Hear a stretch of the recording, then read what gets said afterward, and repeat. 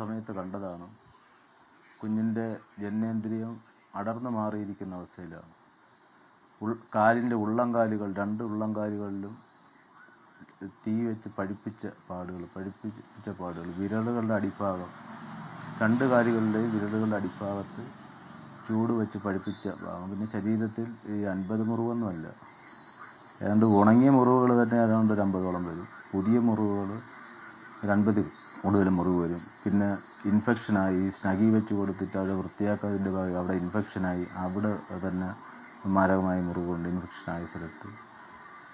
പിന്നെ കുഞ്ഞിന് അത്രത്തോളം ഒരു മനുഷ്യൻ്റെ ഒരു പൂർണ്ണ ആരോഗ്യവാനായ ഒരു മനുഷ്യന് പോലും താങ്ങാൻ പറ്റാത്ത തരത്തിലുള്ള മുറിവാണ് ആ കുഞ്ഞിൻ്റെ ശരീരത്തിലുള്ളത്.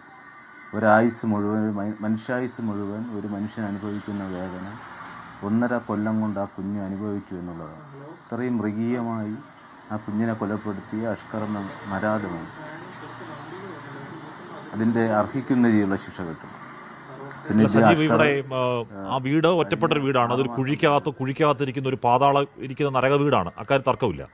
എന്നാലും നാട്ടുകാരുണ്ടാവില്ലേ, ആരെങ്കിലുമൊക്കെ അറിയില്ലേ, എന്തെങ്കിലുമൊക്കെ പറഞ്ഞറിയില്ലേ? ഒരു കുഞ്ഞിക്കാലം അത്രയും ഒരു വീടിനകത്ത് കിടന്ന് നരകയാതന അനുഭവിക്കുന്നതും സൺഷെയ്ഡിൽ നിൽക്കുന്നതും ഒരു അയൽക്കാരൻ പയ്യൻ പറയുകയാണ്. ഇപ്പോൾ അവനെ കുറ്റപ്പെടുത്തുകയല്ല എന്ന് പറഞ്ഞാൽ സൺഷെയ്ഡിൽ നിന്ന് വീഴാതിരിക്കാൻ വേണ്ടി ഇങ്ങനെ പറ്റിപ്പിടിച്ചിരിക്കുന്ന കുഞ്ഞിനെ പറ്റി പറയാണ്. ആരും കാണുന്നില്ലേ? അതെന്തൊരു നാടാണ് അങ്ങനെയാണെങ്കിൽ?